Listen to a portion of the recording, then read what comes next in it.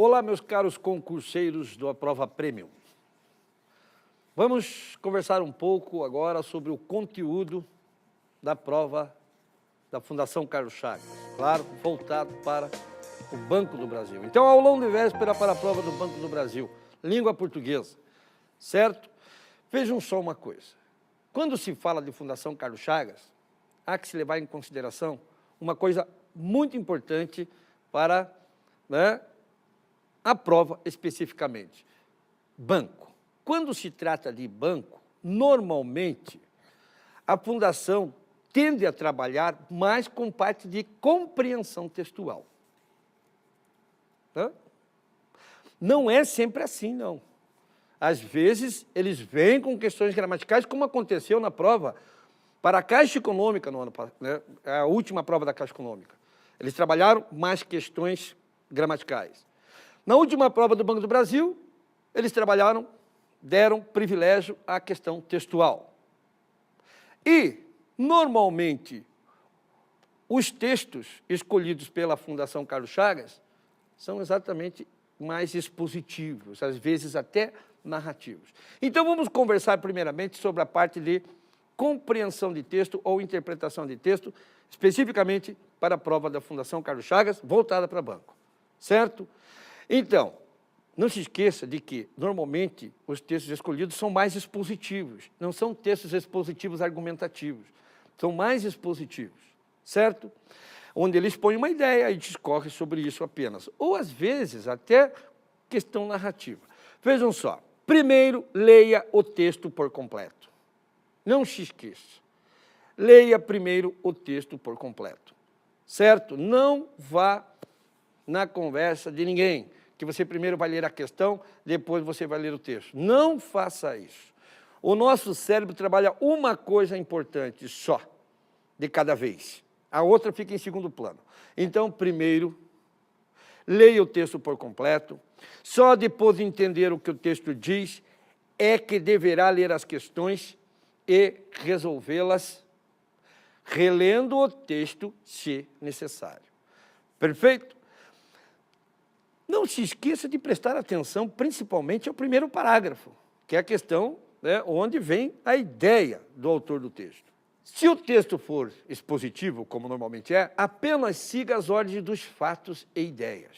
Se possível, você vá gravando, vá grifando ali, com a caneta, a cada ponto que ele for colocando a respeito dessa ideia que ele está expondo, certo? Então, acompanhe a ordem, porque isso dá clareza para o entendimento do texto. Lembre-se de que, o que me interessa? O que interessa quando você lê o texto? É o pensamento do autor. E não o pensamento nosso sobre o que está sendo exposto.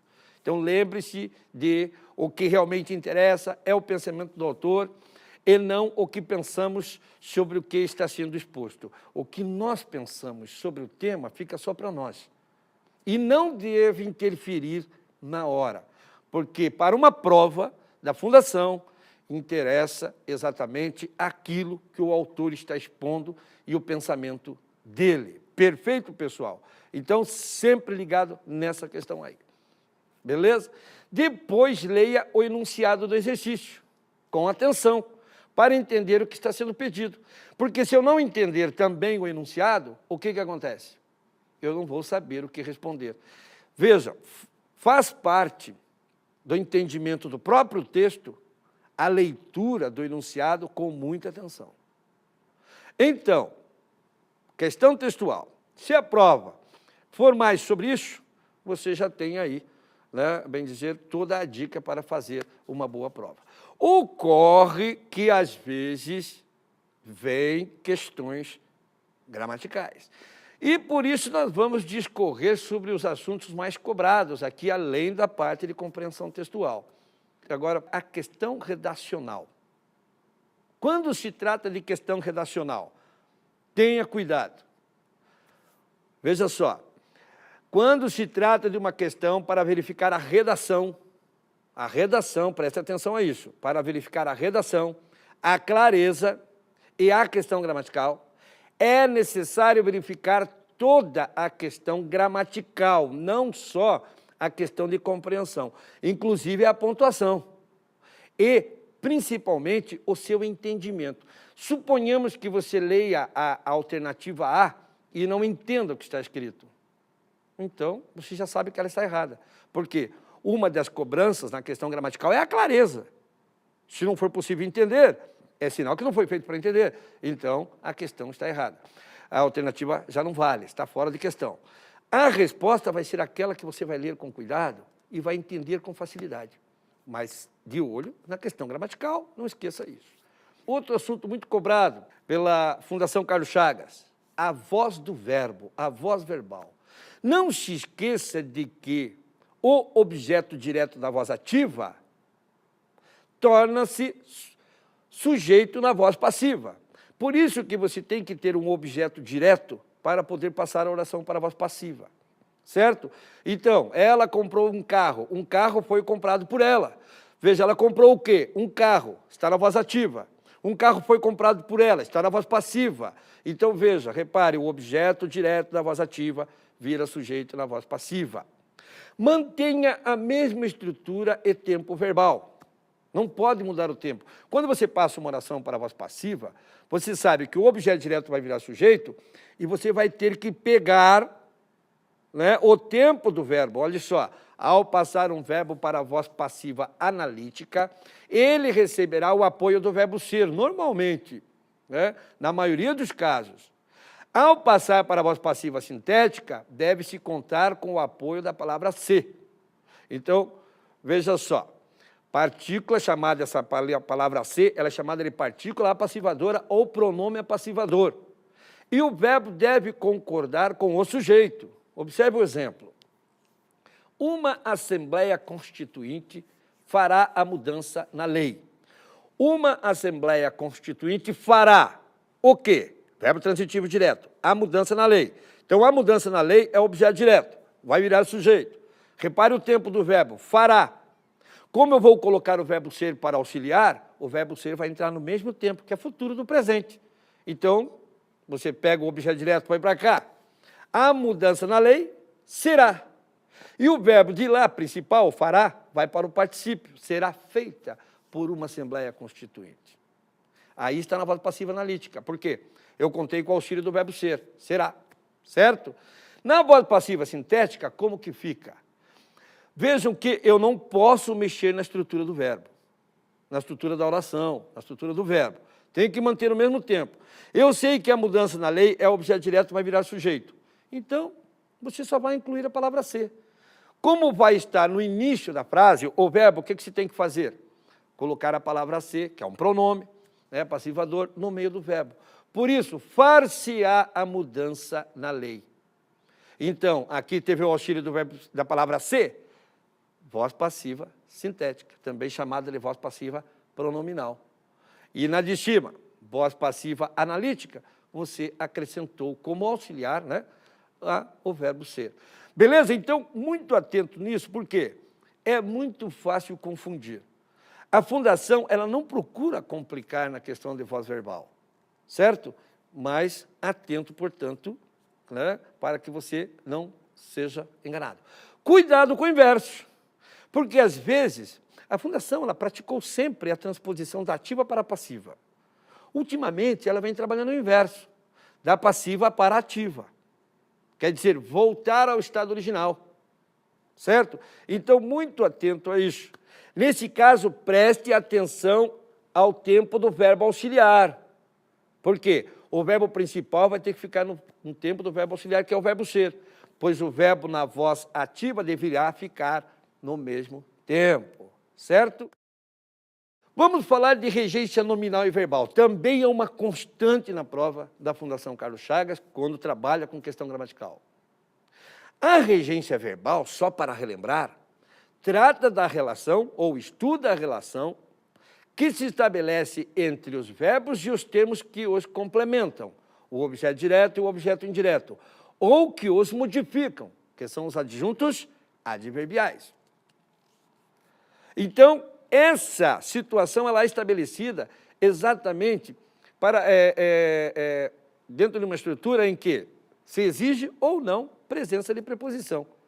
Por isso, regência verbal. Regência nominal estuda a relação que se estabelece entre os nomes, que podem ser substantivos, adjetivos e advérbios, e os termos que os complementam. Aí é especificamente o complemento nominal, certo? O complemento nominal. Veja, todo complemento nominal é regido de preposição. São os termos regidos. Então, diferente dos verbos, porque o verbo tem o objeto direto e tem o objeto indireto. Não é verdade? E o adjunto adverbial. Então, eu posso ter preposição ou não. Agora, quando se trata de complemento nominal, todos os termos regidos têm, obrigatoriamente, que receber uma preposição. Cuidado principalmente com os verbos e nomes que regem preposição a. Por que você tem que tomar cuidado com isso? Pois, se há depois uma palavra feminina que peça artigo, haverá ocorrência de crase. Não se esqueça que a crase se estabelece pela regência da preposição, né, da palavra anterior e a presença de artigo da palavra posterior.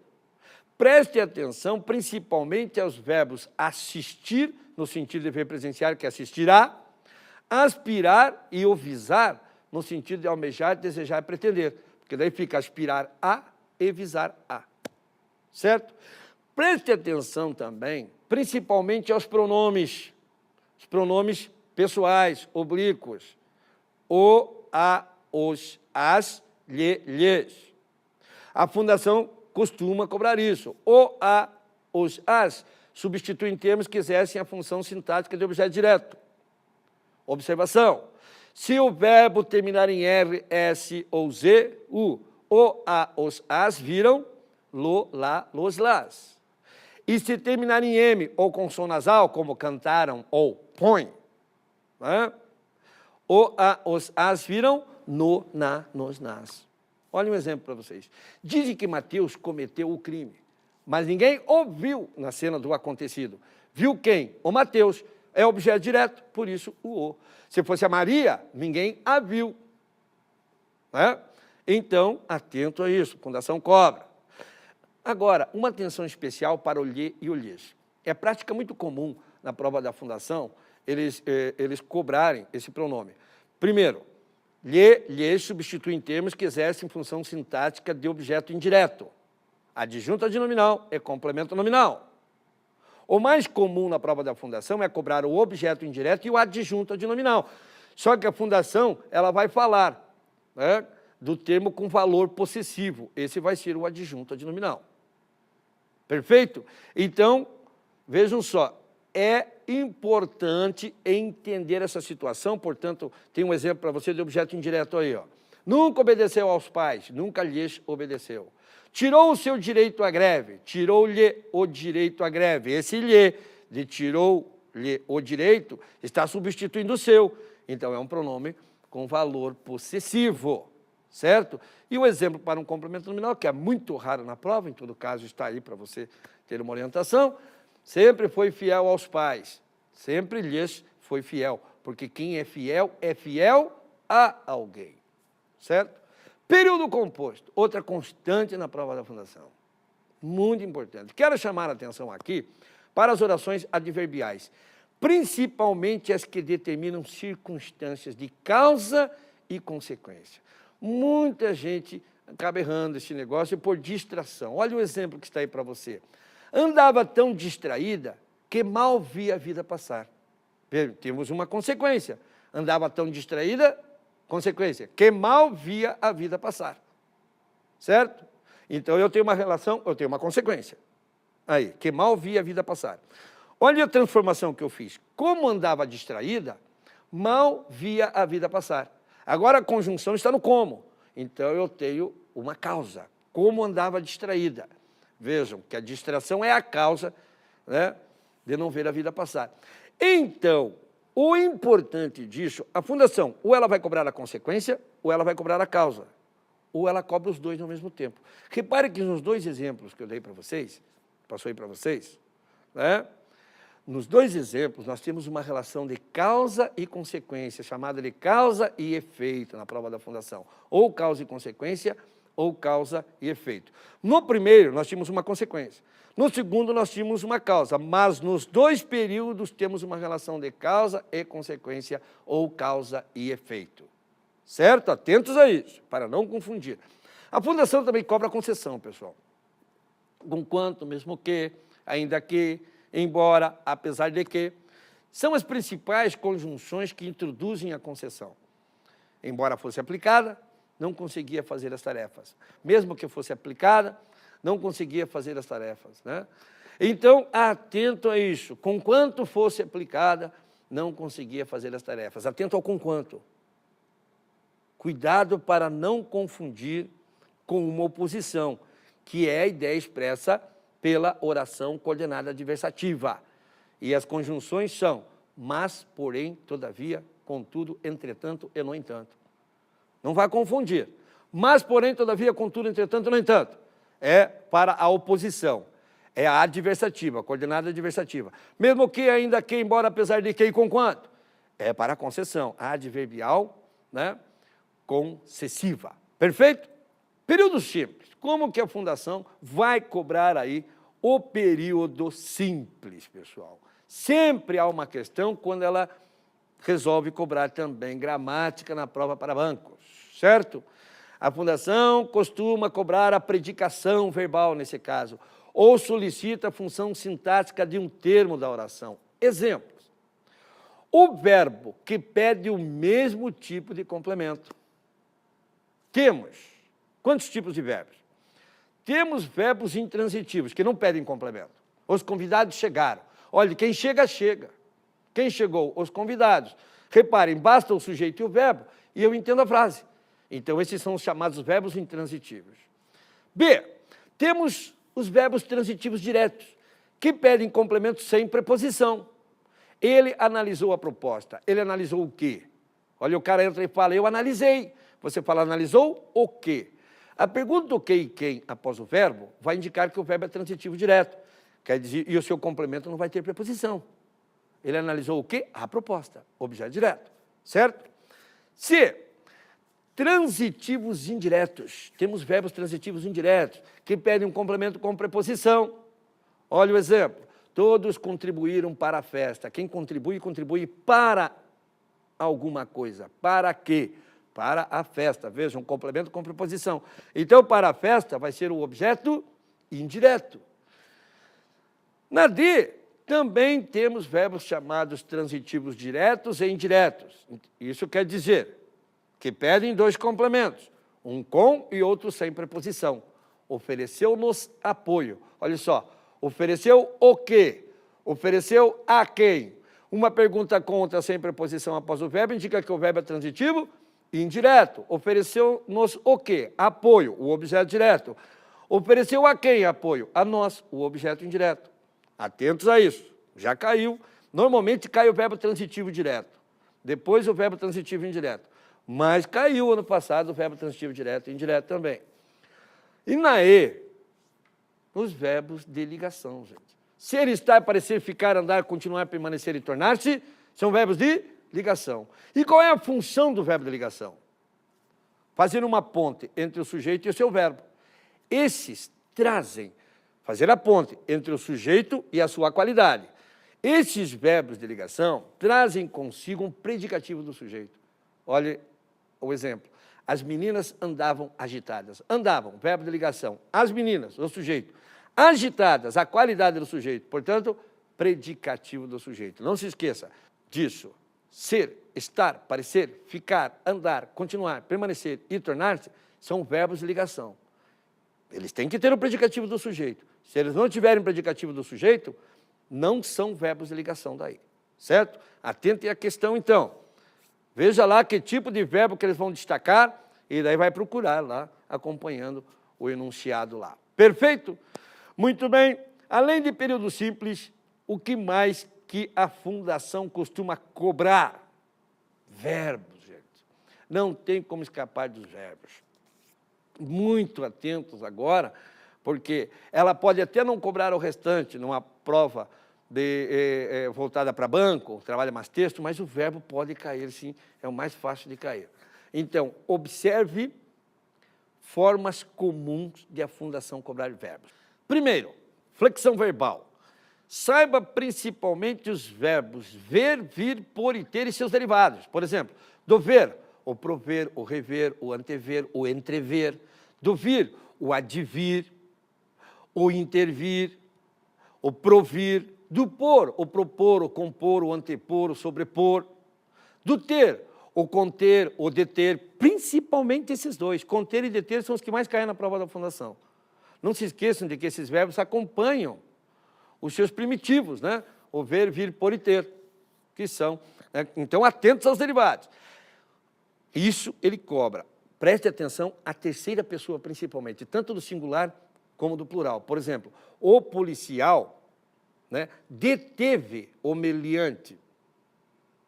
Os policiais detiveram, sempre atento na parte de flexão, a terceira pessoa. Outra forma de cobrar, veja aí em segundo, a relação entre tempos e modos verbais. Aí é bom você dar uma olhadinha no modo subjuntivo do verbo. Por quê? Como que ele faz isso? Olha só, vou dar 2 exemplos. Se ela vier, eu também virei. Ó, vier, futuro do subjuntivo. Virei, futuro do presente. Olha o outro exemplo. Se ela viesse, eu também viria. Se ela viesse, pretérito imperfeito do subjuntivo, eu também viria, futuro, né, do pretérito. Beleza? Eles combinam assim. Outra forma, 3 aí. Saiba o modo subjuntivo que serve para indicar uma hipótese, gente. Não interessa se é pretérito imperfeito do subjuntivo, se é presente do subjuntivo ou se é futuro do subjuntivo. Não se esqueça de que o modo subjuntivo serve para determinar uma hipótese, uma probabilidade, uma possibilidade. Certo? 4, veja só. Saiba a diferença entre o pretérito imperfeito, verbos da primeira conjugação, e o da segunda e o da terceira. Não confunda com o futuro do pretérito. Veja só, na primeira conjugação, o pretérito imperfeito tem, né, a desinência vá. Eu cantava.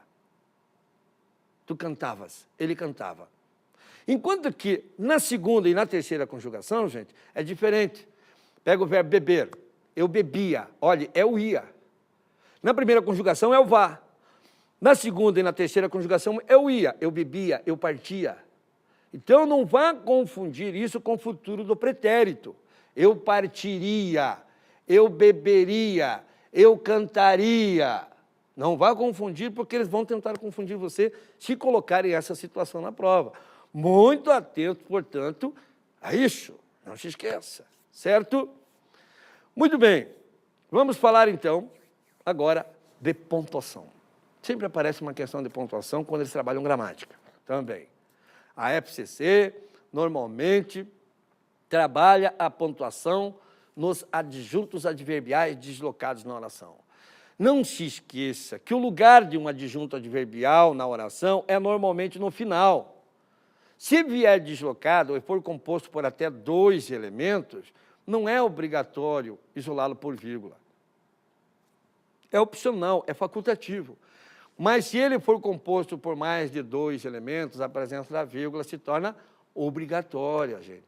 Não pode esquecer isso, certo? Desde que ele saia lá do final da frase e venha para o meio, para o início da frase. Cuidado com o termo explicativo, né? Termo explicativo pode ser isolado por travessão, parênteses, vírgulas e, se estiver no fim da frase, também pode ser isolado por 2 pontos. O chamado aposto explicativo.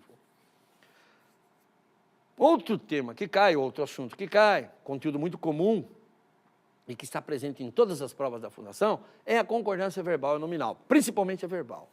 Na concordância verbal, o verbo da oração concorda em número e pessoa com o seu sujeito. Preste atenção. Procure o núcleo do sujeito. O núcleo do sujeito é um substantivo, que não pode estar preposicionado. Faça o verbo concordar com ele, que você não errará, estará certo. Observe que a FCC deve colocar o sujeito posposto ao verbo. Ou anteposto. Se ele colocar antes do verbo, ele vai isolar do verbo, vai intercalá-lo com uma oração, um adjunto adverbial, aí, ou alguns complementos ou adjuntos adnominais. Cuidado com o verbo haver, indicando existência, né, acontecimento ou tempo decorrido. Nesses casos, ele é impessoal e sempre fica na terceira pessoa do singular, na forma neutra, tá? Mas a Fundação já não trabalha esse nome da forma neutra. Você basta saber que ele fica na terceira pessoa do singular. E é cobrado na questão de concordância em todas, né, em todas as provas. Não esqueça isso, né? Então, veja só. Cuidado, ó. Lembraram a você. Cuidado na concordância nominal, você cair. O que é importante eu lembrar da concordância nominal? O adjetivo concorda em número e gênero com o seu substantivo. Ou, tornando mais amplo isso, toda palavra que se liga a substantivo tende a concordar com ele em número e gênero, pessoal. Em número e gênero. Se a palavra não se ligar a um substantivo, deixa quieto, ela não pode variar. Por quê? Só variam as palavras que se ligam a substantivo. E mais uma chamadinha, cuidado. Não se esqueça de que, se o sujeito de um verbo for uma oração, se o sujeito do verbo for uma oração, o verbo de quem ele é sujeito tem que ficar no singular. Tá? É necessário que ela venha, é necessário que elas venham. Não vai mudar nada no verbo, continua é. Terceira pessoa do singular. Sempre que o sujeito de um verbo for uma oração. Não se esqueça disso. Bom, isso foi um apanhado que eu fiz, tá? Para prepará-lo aí para uma prova do Banco do Brasil. Certo? Não se esqueça de que, normalmente, como eu disse no início da nossa revisão, normalmente eles trabalham mais textos na prova. E o texto requer leitura atenciosa, siga o nosso conselho ali. Não tenha pressa para fazer a prova, não tenha pressa. É melhor fazer uma prova tranquila e acertar as questões do que fazer desesperadamente e não dar em nada, né? Então, acompanhe isso daí, tenha certeza de que você vai se dar muito bem na prova. Aí é um resultado de trabalho, de pesquisa nosso. Então, se eles colocarem, se a Fundação Carlos Chagas colocar, aí gramática vai cair isso que eu expus para vocês aí, certo? Uma boa prova para todos. Paz no coração, mente limpa. Você vai se dar com certeza muito bem. Um beijão e boa prova a todos.